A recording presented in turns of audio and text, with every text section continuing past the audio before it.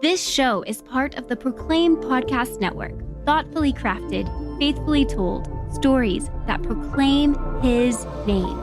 More at proclaim.fm. Hey guys, Paul Hastings here with a message that I'm recording on October 15th, 2025. And I don't know if you know that much about how our show gets created, but toward the end of every year, we ask our listeners to help us continue our work for the following year. Yes, we sell ads all year long, and we also have our monthly partners who give to us regularly through their monthly donations, for which we are incredibly grateful. The podcast would not exist without their efforts.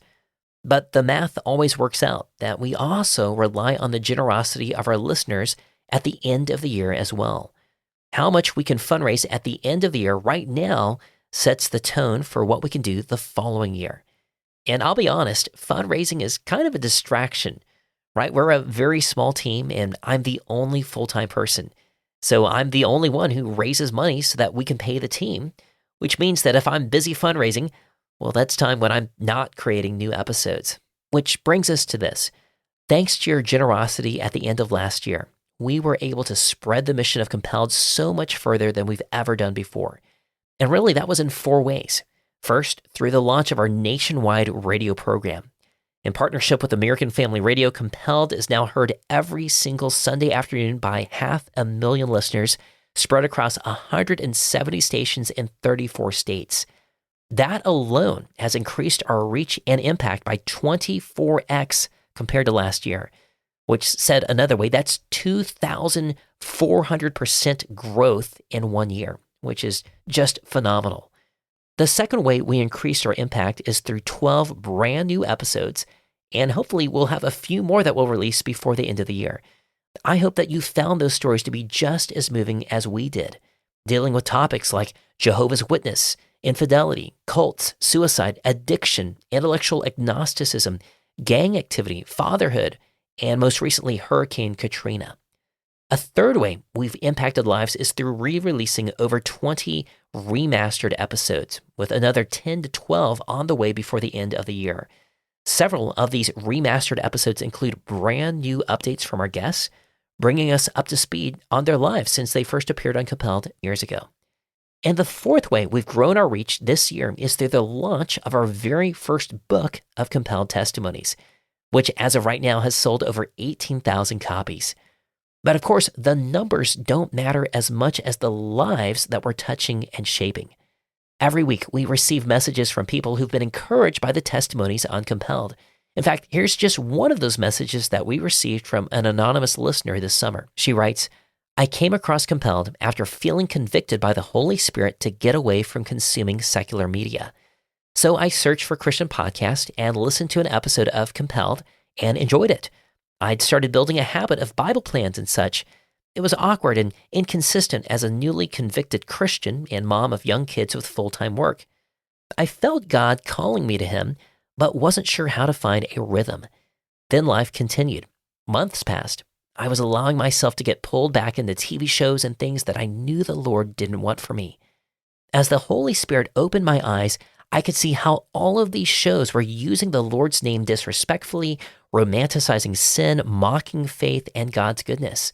Just so many things that are against God's ultimate desire for our hearts and minds. Then one day, as I was about to slip back and play a true crime show, which I know feeds my fear and my anxieties, I paused, finger hovering over the start button, and I sincerely looked up at the ceiling and said to God, I know this isn't great, but what am I supposed to do? Help me. And up popped a notification that a new Compelled episode was released. I hadn't seen any notifications like it since I listened to that one episode several months prior, but the Lord answered me and gave me a way back toward Him. I laughed, praised God, and started listening to Compelled. I cherish each testimony and share them with friends and family. The Lord has used these testimonies to call me to repent of past sins, humble myself to Him, and to inspire my hope for non-believing friends and family. And, frankly, I don't even know who wrote this. It just came as an anonymous comment on one of our episodes. But that was very encouraging for me and the team to receive. We know that God is using these stories to remind his people all across the world that he is living and active and is changing lives every single day and wants to change our lives too. None of what we do through Compelled would be possible without the generous financial support of our listeners like you. Last year, you helped us raise $60,000 to fund our work for 2025. And like I mentioned, with that, we were able to increase our impact by 24x. Well, thankfully, our expenses have not grown by 24x, but they have grown. In order to handle that additional work, we've brought on 2 more part-time team members, and the annual radio broadcast fees are significant. This year, we have 2 end-of-year goals. The first is to raise $80,000 by the end of the year. And again, for context, last year, you helped us raise $60,000. We just launched the fundraising campaign yesterday through our Compelled Insider email list. And so far, as of today, October 15th, we are 4% of the way there. We've already raised $3,400, which is so encouraging. Our second goal is to be joined by 300 monthly partners, and we already have 160 of those, so we're already halfway there. Will you prayerfully consider making a one-time gift or becoming a monthly partner? And will you come alongside us and bring these stories to life so that literally millions of people can hear them and know that God is at work today and that there is hope for the hopeless and help for the needy? To become a monthly partner or to make a one-time gift, just visit compelledpodcast.com/donate. Again, that's compelledpodcast.com/donate. And now, on to the show.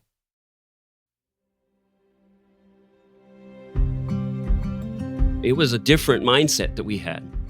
We were like, yes, we are sick, but we're not going to let that own us.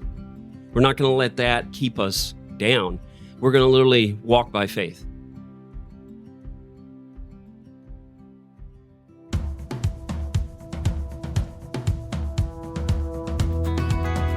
I'm Paul Hastings, and you're listening to Compelled, where we use gripping, immersive storytelling to bring to life Christian testimonies from the kingdom of God, told by the people compelled to live for him. In a recent episode, we heard from Laura Perry Smaltz and her mother, Francine. As a young woman, Laura rejected God and hated her own body. She thought that she would find answers by transgendering herself into a man. But after living as what the culture would say was a transgender man for almost 10 years, she realized that the creator of the universe had a far greater plan for her life. You can hear that story by tuning into episode number 37 with Laura Perry Smaltz and her mother, Francine. Today, our guests are Josh and Amy Glasscock. As a child, Josh was diagnosed with a rare genetic disease called cystic fibrosis, which has no cure and always ends in death for its victims. But instead of shutting down and living a defeated existence doomed to die, Josh and his wife Amy believe that God has called them to live a full and abundant life. But their journey has never been a walk in the park. So gather around, lean in, and join us for another compelling story from the kingdom of God.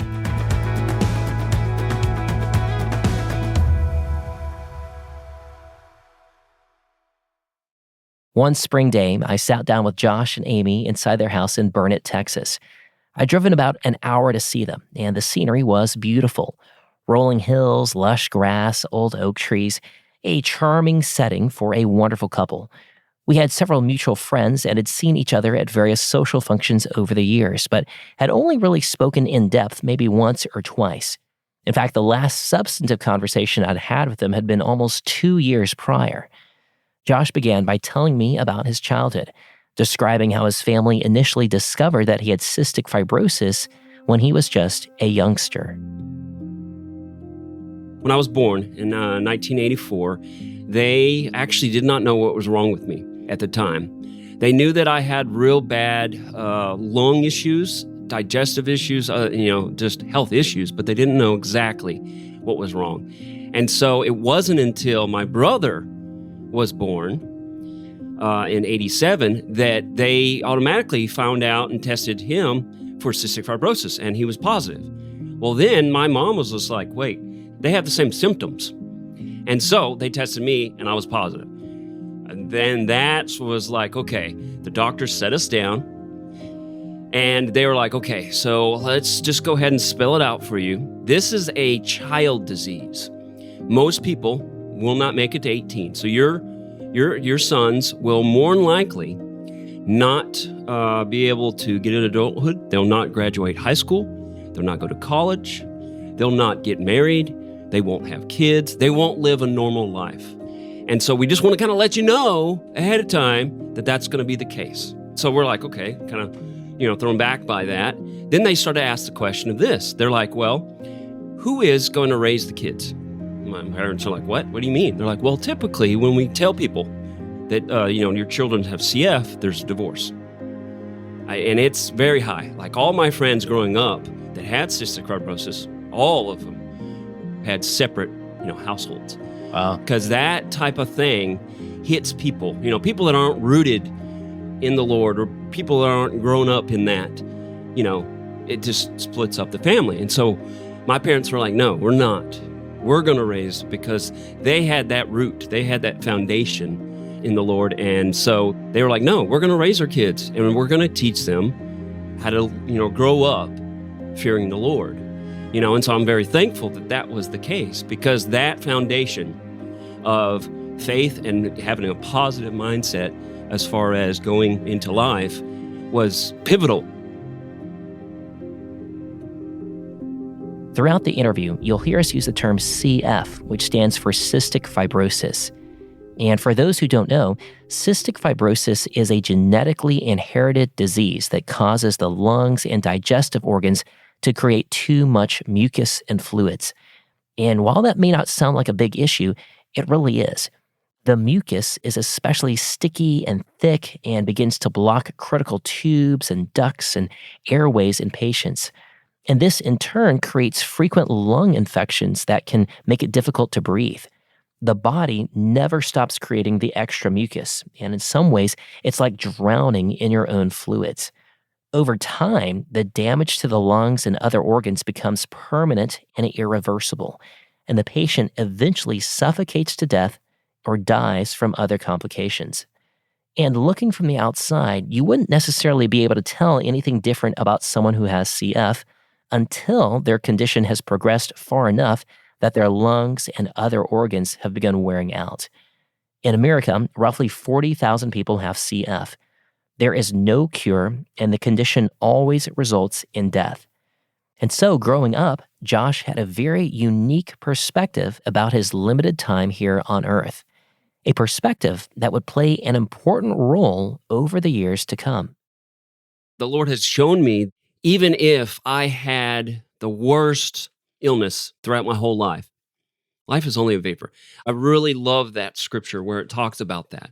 Cherish life here on earth greatly, but realize that it's a vapor. It's going to be here and gone tomorrow. Your worries, your cares in this world is nothing compared to what the everlasting, eternal time we're going to have with the Lord. And so that for me was always a peace. I always knew that, like, hey, even if I didn't make it to adulthood, that, hey, I could be with the Lord forever. So it goes back to that of, what my pastor talks about. If you have Christ, you have everything. People could go through this whole life being healthy and not having any issues, but then die and go in hell. And I just think of all the martyrs throughout history, even children professing faith and nearly died for that. What greatness do they have, glory in heaven with the Lord, And so for me, it's always been that of literally like, as I'm growing up, I realized that, hey, you know what? God has shown me that literally I have a closer walk with him in the sense that knowing like I can go at any moment. Because with cystic fibrosis, there's multiple things that can happen. It can be a quick infection. Boom, you get an infection and you go out. But the other side of that is you're losing lung function over time. And you never get it back. You never really kind of get it back, as to what all growing up, that was the case. You never really get it back because you have that damage and damage and damage. So if you can imagine, it's just like a battery, over time, the battery's going to run out and it's not going to be able to be good anymore. Like And on your it's power drill, you can't power drill, recharge it yeah, all the way. It can't be recharged. You can't do it. And literally you run out and it's a dead battery. That's really what your lungs end up doing over time is it's like, going down and then to the point where like you can't breathe. You suffocate. I had friends that died, all along my life and stuff that I knew. All my friends growing up that I knew are no longer here. It was just a crazy thing to literally, as we're growing up, that's always the mindset. But what was bizarre is we had a different mindset. And when you're in the Lord and you're having that, hold on what the Lord can do for you and what he's always giving you, as far as peace and grace and all those things, it was a different mindset that we had. We were like, yes, we are sick, but we're not going to let that own us. We're not going to let that keep us, down. We're going to literally walk by faith. Yeah. And that was just the whole testimony of my whole life is holding fast to the Lord. Not only were Josh and his family at peace with the plan that God had for them, but they were also able to embrace it. And at times, it felt obvious that God had given them CF for a specific reason. Throughout my life, I felt like, I had cystic fibrosis for a reason, for a purpose. I felt like probably very early on, I knew that it was to be a witness to others. You see throughout scriptures many times that people experience trials, difficulties, and many times people don't know why. But when you see the end story, oh, wow, like they had to go through all that to come out here. Yeah. And so I felt like that was probably a lot what my brother and I went through is we had this to literally show more of what God can do in his glory, So all growing up, we, had that, at least I believe I had that thought process that, he was there for me and he was guiding me and directing me. Whenever we would go to the hospital, we would see other CFers and like see how depressed they were and see how down they were. And it was such a blessing that when we would go to the hospital, like I kind of said before, at times we enjoyed to go in the hospital because that's when we could minister to the kids. And my parents would minister to the parents, And so it was like this level of like we were able to really be, walk, for light for the Lord in that area. And so that was kind of something we had during that time. I knew for many professing believers, when we are diagnosed with a long-term illness, that can really shake a lot of people's faith. Yeah, definitely. Ever it's happened very to you guys? very testing throughout a whole time. But what was crazy is because I had that foundation from my parents teaching me the things of the Lord just like tremendously gave my brother and I a level in my whole family, a peace and a joy that surpasses, the world and what their typical thought and process is. So he really helped us through all the times of going to the doctor, dealing with the situations, because we got to witness and we got to, talk with other CFers, talk with other families. I'm with my people, in a sense, with other CFers, because there wasn't anybody where I was growing up that had CF at all. Yeah. It was only when I went to the doctor that I, actually talked with and like had friends and different stuff that had cystic fibrosis. I know that there was times often it was kind of a struggle and difficulty because when you're surrounded by all the people that are healthy, and they don't deal with the same struggles in that sense. Yeah. When I go to, athletics and try to exercise or try to be, in a team or stuff, like it was difficult because it was very hard for me to be in that, but God provided. Now, so far, we've only heard from Josh, and that's because a lot of the story revolves around him and cystic fibrosis. But at this point, you're going to meet another important character in our story, Josh's wife, Amy.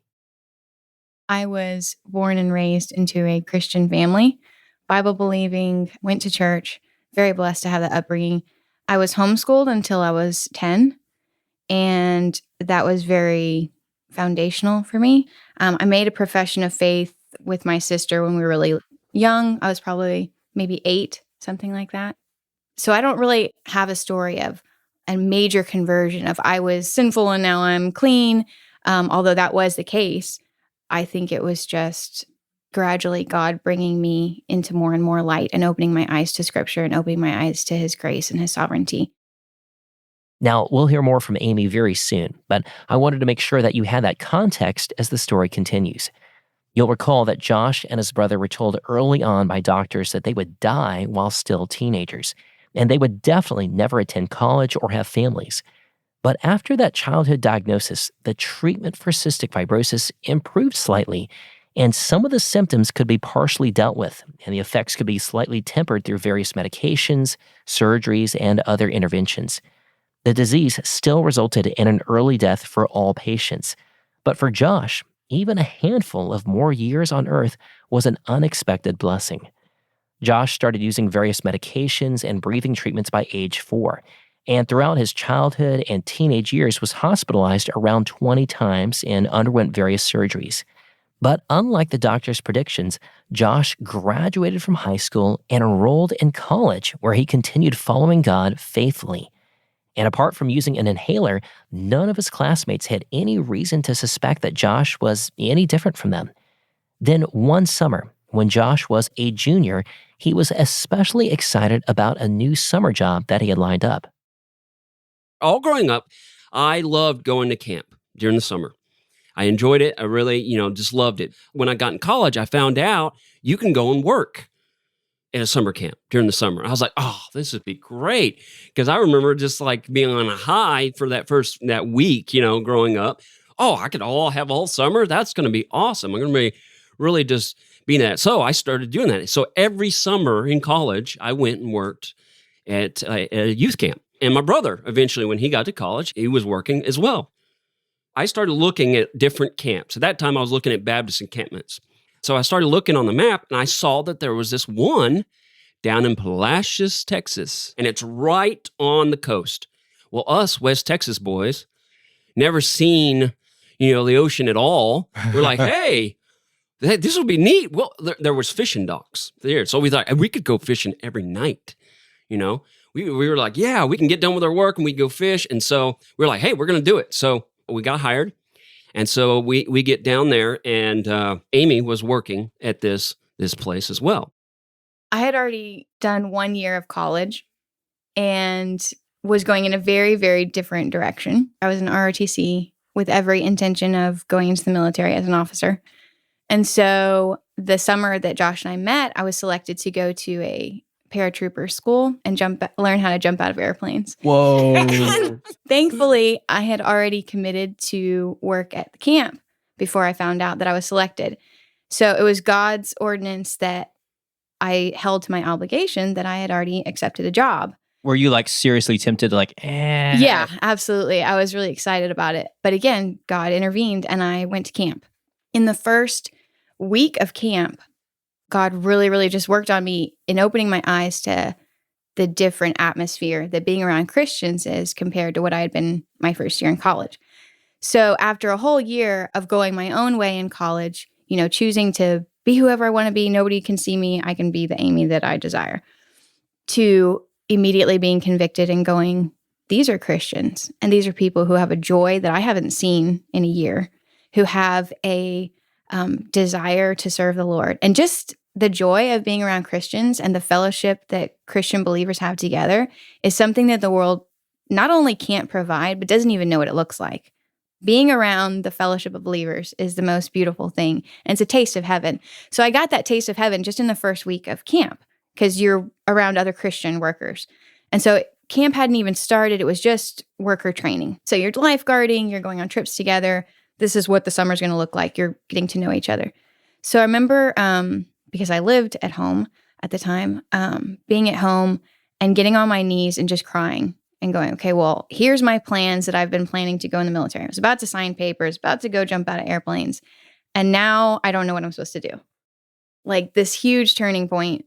And I just remember crying and praying very, very specifically. Now, I was praying specifically with, where does God want me to go to college? What does he want my degree to be? What does he want me to be when I grow up? Kind of direction in my head. Yeah. But I didn't word it like that. So I'm wording it like, oh, Lord, just show me what you want me to do. Show me who you want me to be and direct me in the way that I should go. Yeah. And I need your direction to be specific. I need it to be bold and in my face. I need to not be able to miss it. Like it needs Very to be obvious. very obvious. And it needs to be so profound that I never doubt it. Like I want this to be it. And just till the day I die, just know that was what I was supposed to be. God heard that prayer, and he had very big plans for Amy that summer. Plans which involved a certain young man who was also seeking God's direction for his life. What you'll hear about right after the break.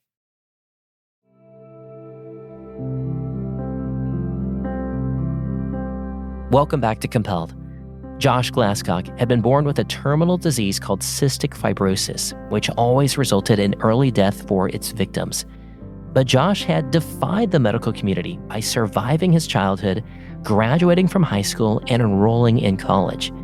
Then one summer, while working at a Christian camp during his junior year, he met a young lady named Amy. But it was definitely not romance at first sight. Anything but that. My semester before I got to that, that summer, I was literally focusing on the Lord as much as possible. Like, I had dated and different, things like that. And I was like, no, Lord, it's you that's going to provide a wife. And I just started praying for my wife. Without knowing who it is. Well, I was literally repelling women. Repelling. Oh, wait, I got to hear this from Amy now. Oh, yeah. What did repelling women look like?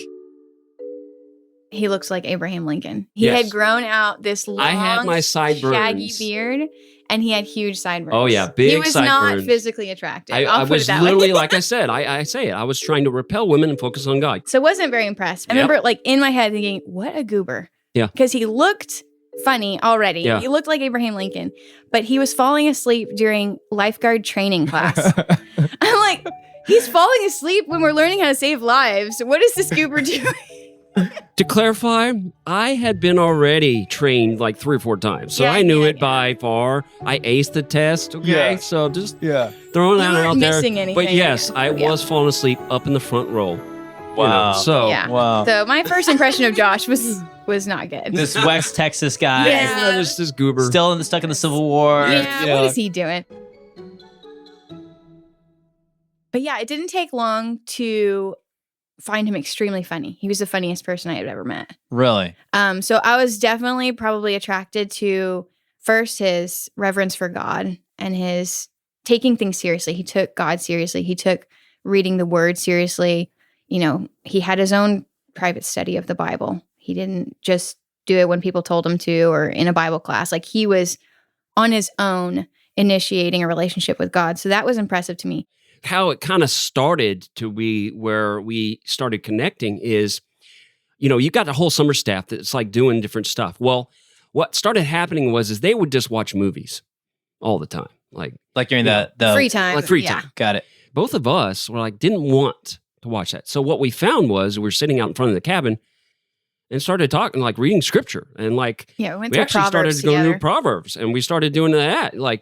It's just as friends, that's kind of how we just started that. And there was no ulterior motive. No, not at that point. It just started being where we didn't want to do what everybody else was doing necessarily.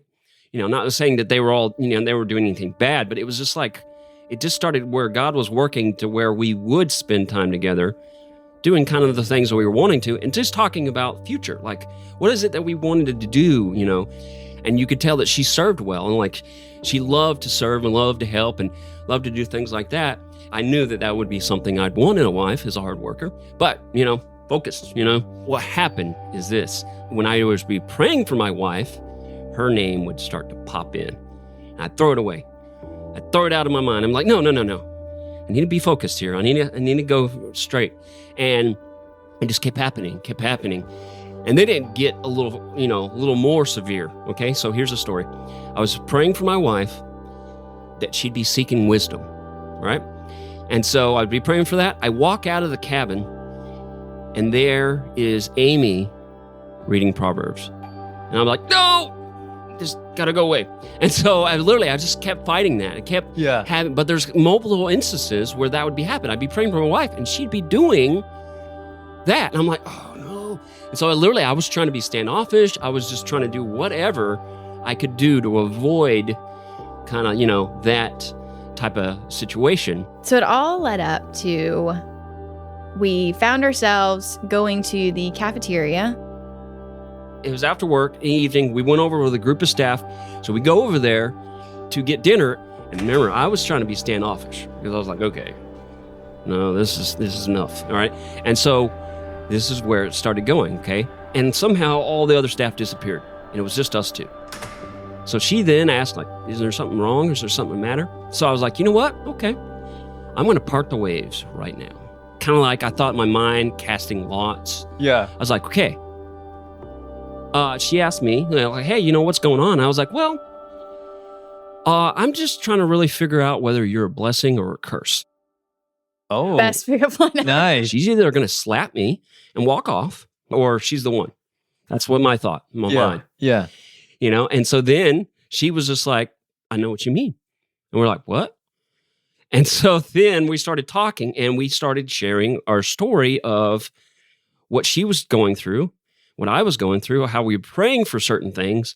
And like, it seemed to be lining up, And then at that moment, like once we were like, both like, it was like that moment, when the clouds separate. And it's, It was. That's what it was. It We were just was. like, whoa, okay.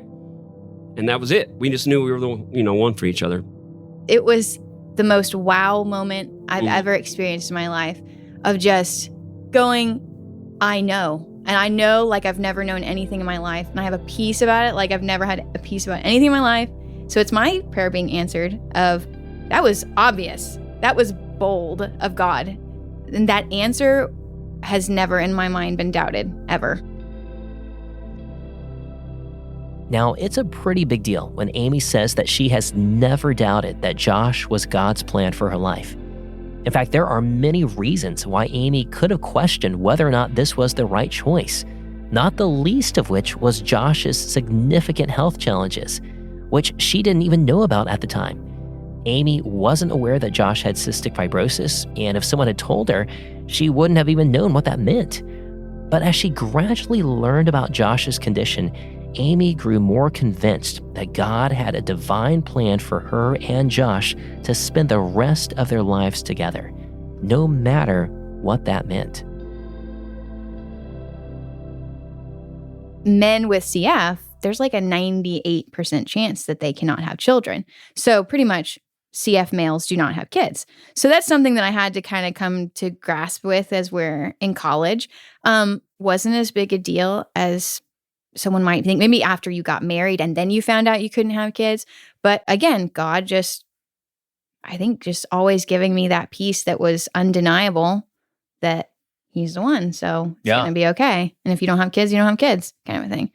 But I think also with Josh saying when he was growing up, just knowing that all of the things that I'm going through, the end is going to be for a reason. Like there's going to be a point looking back where all that makes sense, or where that touched somebody's life, or that I always thought of our marriage as being a ministry. Like I think God's going to do something incredible with our story. And if we can't have kids, it's for a reason. We're going to go serve somewhere, or we're going to do a different kind of ministry that we couldn't have done with kids.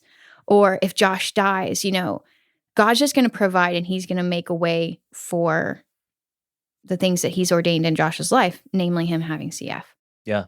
Was there a point when you, or maybe your parents, said, hey, Amy, you do realize like if you marry Josh, like you might be a widow in 10 years kind of thing? I think it concerned my parents probably on some level, but they also knew Josh and they knew that he was a godly man, and that was the number one thing. And so they had perfect peace about us being together, us getting married. But yeah, I had family members, one in particular that would mention on numerous occasions different things like, they die. Wow. Yeah. Yeah. Yeah, hearing that. So telling somebody that my boyfriend had CF and her going, well, they die. And then as a Christian, everyone dies. Thank you. Because I'm going, as a Christian, well, as a human being, shouldn't we be able to go like, yeah, that can be said for anybody. In fact, and you've mentioned it before, Josh, is that what a unique and amazing blessing it is that Josh has CF, that we know We know his life is precious. We know that he could die at any moment. Like, that has made our relationship, our experiences so much sweeter and so much deeper. Wow. So you guys got engaged at some point? Yep. What I ended up doing is her friends wanted to go camping by themselves. And I was like, this is it. This is the point where I can do it. So I knew of a place, our family growing up, we went camping a lot. And so I know the perfect place. I know a perfect place where I can propose. So I convinced them, hey, I know this great spot you should go. And it was in Bend, Texas. So she and her friends went. But my brother and I, we went early. We got there early. We went out on a trail. I ended up putting red bows all along the trail so that her friends would be able to see that when they go on a hike. So my plan is I'd get the girls to go on a hike, and then I would be back there, and I would propose. Yeah. All of her friends knew. She had no idea. I had plans for my parents to come, her family to come. And so we were all there at the camp, the place, and waiting for her. And her friends came. They spent the night, and the very next morning, I got her friends to go on a camp, like a hike. And so it was great because the owners and everything really worked with it. They actually drove me back there. They dropped me off. And so I literally waited for like 2 hours waiting. Well, it turns out I forgot that one of her friends is a little person. A little She's person. A dwarf. And so the trail was like 2 miles. Oh. And I forgot. I was like, oh no. And so they took longer, And so I'm waiting there and I'm thinking, oh no, what did I do? And so some of that trail is like hard, it's rocks and stuff. Yeah. Well, while I'm sitting there waiting, I ended up scaring some hikers. I'm hiding behind a rock. Creepy. And so out in the middle of nowhere, in this little canyon thing, and these hikers like, oh, look at that. And then they almost jumped in the water, scared themselves. So I was like, hey, don't tell anybody. Because I didn't want them to walk back and go, there's a creeper back there. And so they, eventually they showed up. I put a rose out on a rock. I forgot, though, that my wife was the type that it doesn't presume things. Like, she doesn't presume that, hey, I can pick up that rose. Yeah. She's the type that says, hey, no, that's somebody else's, Uh-huh. And so we got her over there, her friends got her over there on that rock, and they were trying to get her to pick up the rose. And she's like, no. She thought it was some dead lover left this, in honor, and I had a nickname for her, Freckles. And I didn't put that on the card. I put it inside. I didn't put it on the outside. Oh. And remember, she's not thinking anybody. Everybody else knows, right? And so finally, she's arguing with her friends that I'm not going to pick that up. And so finally, I have to step out from the rock and go, hey, just open it already. And they're, and she's just gone. And so I run over and I, just tell her from the moment, and go through this mushy You're stuff, on your knees, on my knees. trembling. And as we're getting up, we're hugging, and she didn't say yes. She didn't say yes. She did not say yes. She said something more like, Yeah. yeah. And So we basically laughed at We laughed at that. She really didn't say said yes. Got married a year later in Myrtle Falls, Texas, and we left in a jet ski. That's one thing I always like to tell everybody that. In the whole wedding gown and everything. Well, we changed. No, I changed. We did change, but my mom made she had a little hat that said bride and it had a veil on the back.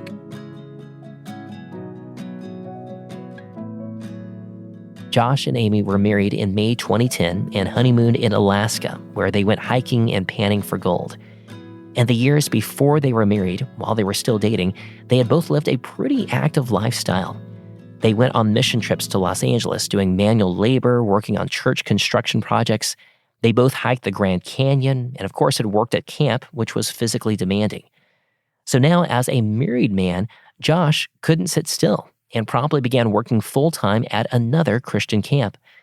But 1 year after they were married, he was hospitalized due to severe heat exhaustion, which is when he realized that his lungs just weren't what they used to be.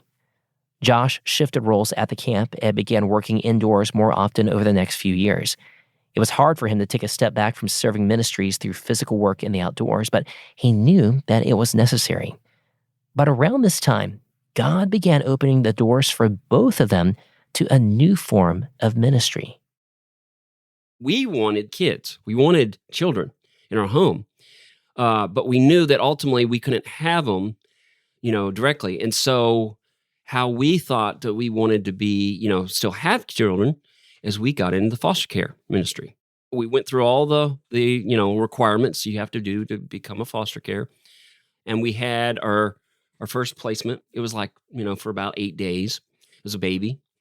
And then we had a 5-year-old boy and a 6-week-old girl. And these are temporary placements. They're not like long-term. Well, this is foster care. This is foster We had care. them 8 So months. you could have it for a day or you could have it for years, really. We were licensed to foster adopt because ultimately that was our heart, is we wanted to adopt. But we couldn't get approved for straight adoption.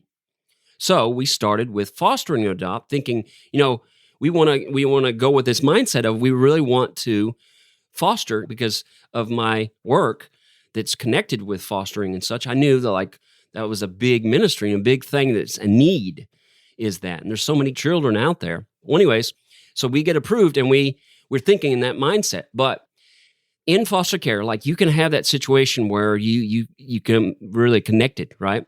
And then the kids can go. And so I realized very early on that we could not have the mindset in foster care of thinking we want to enlarge our family. We need to have the mindset of ministry. And how I got that was somebody in my work was literally told me that. They're like, if you want to go in foster care and you're looking to enlarge your family, you will be destroyed. You need to go with the mindset that you're doing it for the kids, ministry. And so we thought, whoever we get, however long they're with us, we're going to do it as a ministry. And so we ended up having these 2 kids for about 8 months. At the same time? Same time. They were They were siblings. siblings. We were looking at sibling groups. So we wanted to be able to have, 1 or 2 or 3 kids. And so we ended up, going through all that. It's a lot to go to become a foster care parent, but we were looking at it in that mindset as doing it as a ministry. And we really enjoyed it. It was a blessing. It was a blessing for sure. And we were able to, for a time, minister to these kids and to the parents. Because at times you do visits with the actual birth parents. And so we were able to try our best to do that. But the parents were able to work to the level where they can get the kids back, and so they had to leave our home. We would have adopted them the first day that we saw them. We fell in love with them the first day they showed up. But that wasn't God's plan, And so we just literally were like, you know what? They're here. We're going to minister to them. We taught them Bible verses. We, do things like that. So much that, they left. And we were ready for the next ones. Yeah, we were ready for the next ones. Now, up to this point, even though Josh's health had experienced some ups and downs over the years, for the most part, it had been manageable. Yes, there had been some hospitalizations and scares along the way, but those were relatively infrequent. But this was the beginning of something different, a new chapter of increasingly difficult and more frequent medical challenges. More on that after the break. Welcome back to Compelled. Josh Glasscock had struggled with a rare genetic disease called cystic fibrosis for all of his life. It had no cure and always resulted in early death. But against the odds, Josh had survived into adulthood and even married his wife, Amy. But although the cystic fibrosis had been manageable during the first part of Josh's life, it was about to take a turn for the worse. At that point, I was only going in the hospital maybe 1 or 2 times a year. Well, then it started being, 3, 4, 5 times a year. And during that time, I had, a handful more sinus surgeries. I've had 7 now, 6 or 7 sinus surgeries. I had just a lot more of in and out of the hospital, a lot more surgeries, a lot more of just issues to the point where the doctors started pushing for lung transplant. But I pushed it off. I was not going to even get there. I didn't think that I was going to be an option for me or anything like that. It wasn't shortly after that. I kept having problems where I was coughing up a lot of blood. Couldn't breathe.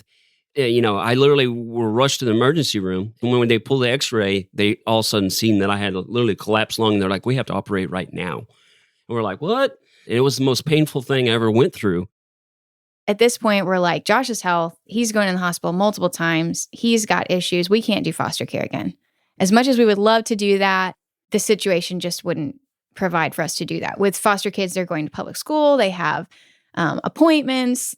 You can't just drop them off with somebody if you have to go to ER. If we had our own child, that would be different because you could leave them with family, with friends. You'd be more in charge. Interesting. But we just couldn't do foster care. It wouldn't be fair to Josh's health. It wouldn't be fair to the foster kids. Another door for ministry had been closed. And once again, it had been shut by Josh's health. But as it turned out, God was actually opening up a completely different door that they didn't even know about.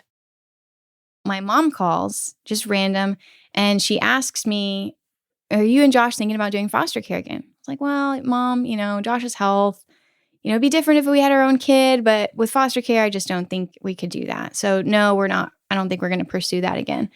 She's like, well, would you be open to adoption? I'm like, Mom, we don't talk about this because that's not an option. Nobody is going to select us for adoption. We can't afford going through an organization for adoption. Why are we having this conversation? So no, Mom, we can't do that. We can't afford that. That's impossible. And she's like, well, I'm talking about your pastor. So our pastor and his wife were able to adopt a little girl, only a couple weeks old, by having a relationship with the parents and helping them out. And then just saying, hey, we're here to adopt your child if you ever need more than this support. We're here if you find this too much. And those parents decided to allow our pastor and his wife to adopt that child. So here's my mom kind of going, well, if it was a situation like that, would you do it? I'm going, yeah, Mom, if somebody called us up on the phone and said, do you want my baby? We would take the baby. Kind of scoffing it. That's preposterous. That's not going to happen. That doesn't just happen to people. You can't just say that. And so, but if it did, yeah, we'd be open to having a baby, but that's never going to happen. So she has this conversation with me. She's like, okay, I won't ask you more questions. And she gets off the phone. Either later that day or the next day, my dad calls. My dad rarely calls. It's always, me talking to him through my mom or something. So he calls and asks, so are you and Josh, have y'all thought about doing foster care? And I'm like, what is it with you? What are y'all doing? Why are Really you random calls, guys. asking me this? And he's like, what do you mean? I was like, well, Mom called me and asked me if we had thought about doing foster care. And he was, well, would y'all be open to adoption? I'm like, okay. Starting to think maybe they know something. Okay. So Your parents are having a baby. So I'm like, yes, we would be open to adoption. Where is this going? Do y'all know something? And he was like, well, I don't want to talk about it on the phone because I don't know if it's going to happen or not, but you and Josh just need to pray about it. So he hasn't told me anything. I'm kind of under the insinuation that maybe they know somebody or have heard of a situation. And I'm like, in my head, I'm going, I don't know how to talk to Josh about it. Josh would be like, yes, we'll take the baby. Yeah. Now, let's go, kind of thing. Easy. So I tell Josh about it when he gets home from work. And he's like, yeah. So we tell my parents, whatever y'all are insinuating, whatever's going on, the answer on our part is yes. Doesn't matter about Josh's health. Doesn't matter about what the future holds. We would be willing to raise a child in the fear and admonition of the Lord.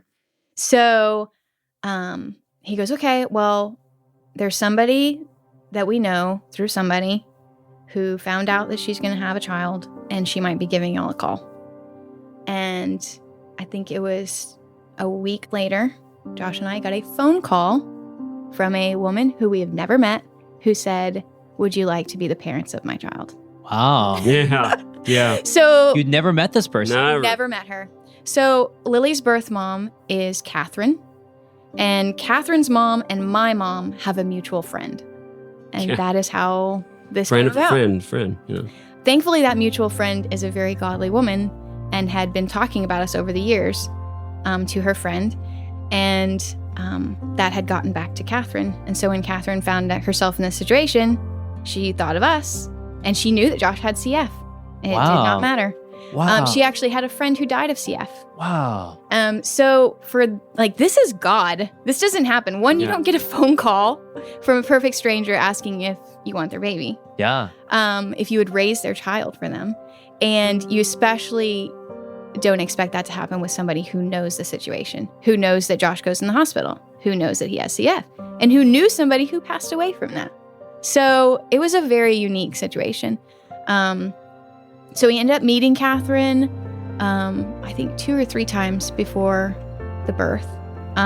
We had told nobody. Our attorney knew and my parents knew. And my parents only knew because it was a contact through them. But you didn't tell anybody We didn't else. tell anybody because we wanted to support Catherine. If God's will is just to give her the support to get her through this time period, that she chooses life for this child, and we're there as like an aunt and uncle, and we're just helping. If that's what God's will is, we need to be open to that. And so if we tell everybody we know that we're going to have this baby, we don't want people, if she changes her mind, to then go, how dare her change her mind and crush your hopes and dreams? No, that's the biological mother. She has every right to love that child and want to keep it. So basically more for Catherine's sake than our own. Because we knew how to guard our hearts. We had learned that with foster care as well, just doing it as a ministry for the child, for the parent. So we didn't tell anybody. So we go to the hospital. She has the baby. I got to cut the umbilical cord. Oh, wow. So you were in the room. I was in the room. Josh was listening at the door. I was listening, waiting for the cry. He heard her cry through the door. And so we were with her from then on. We had our own room just down the hallway from Catherine. 2 days later, they signed over rights. And at that point, once the papers were signed, so she's 48 hours old, we called people. That is too cool, guys. Wow. Yeah, it's pretty powerful. It's very much another one of those things where the clouds open up and God just opened the door, because it literally was whereas, we see closed door. Yeah. Many times, in your life, you think there's something, you want something you desire, but you're just like, no, that's a closed door. That's impossible. Yeah. With man, it is impossible. Yeah. With God, it is completely possible. And he opened up the doors. It was just another big moment of blessing tremendously. Yeah. Yeah. Josh says that God giving us Lily is just God showing off. Oh, yeah. 'Cause, showing like, off. Yeah. We would be able to raise a child is a miracle. Josh and Amy named their daughter Lily Rahab Glasscock and brought her home from the hospital.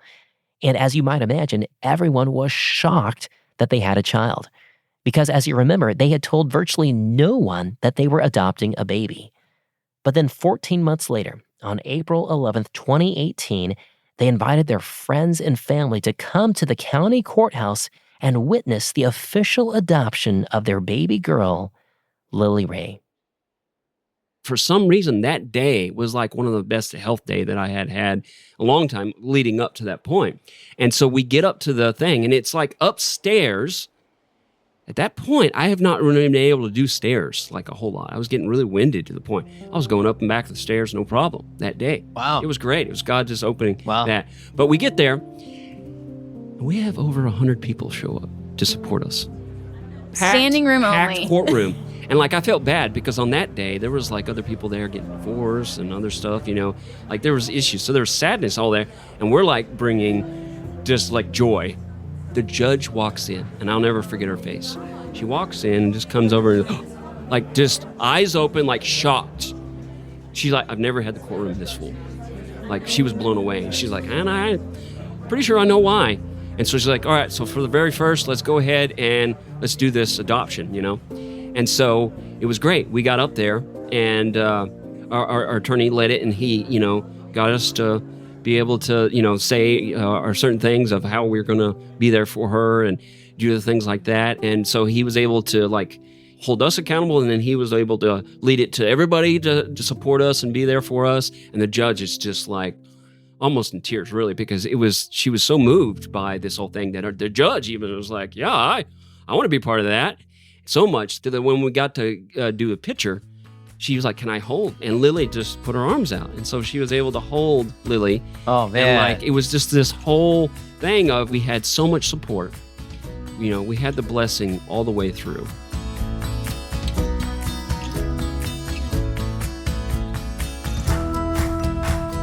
There's so much to reflect on in Josh and Amy's story, and 3 things immediately come to mind. First, the attitude that Josh and his parents adopted when they realized that Josh and his brother had been diagnosed with a terminal disease. Instead of growing angry at God or falling into a victim mentality, they embraced the trial that God had given them and chose to live for His glory no matter how short their time on earth might be. Second, how God changed the heart and affections of Amy, a perfectly healthy young woman who set aside her dreams of being a military officer and instead married someone with an incurable disease, knowing very well that she would become a young widow. And finally, the joy and anticipation that Josh and Amy exhibited throughout their marriage and their life together. Even though Josh had a life-threatening disease without a cure, they eagerly looked for ways to minister to others and share the love of Christ that had been lavished on them so abundantly. And of course, the improbable and miraculous adoption of Lily Ray is simply icing on the top. Or as Josh and Amy like to say, God simply showing off. Now, in case you're wondering, there is still more of Josh and Amy's story to come. Because even though they've adopted their baby girl, Lily Ray, Josh still has a terminal disease, cystic fibrosis, which is about to launch them into a roller coaster of emotions, which will leave them clinging desperately to the arms of God. You'll hear all of that in part 2 of Josh and Amy's story next week in episode number 39. And if you know someone who would be encouraged by Josh and Amy's story today, please send this to them. It's episode number 38 with Josh and Amy Glasscock. You know, it's our joy to release these stories for free, but that's only possible because of our sponsors and the generous financial support of our listeners like you. Creating stories like these is not cheap. In fact, a single episode can take upwards of 80 hours to produce. And if you want to help us continue creating more stories just like the Glasscocks, then consider joining Compelled as a monthly partner. You'll get access to all of our behind-the-scenes interviews with over 100 hours of additional interview content that we never had time to publish. And you'll also get access to all of our new episodes 1 week early without ads. There's no set price, it's totally up to you. Just choose the monthly amount that makes sense for you, and by doing that, you're helping us create new episodes of Compelled. To join as a monthly partner or to make a one-time donation, just visit compelledpodcast.com/donate.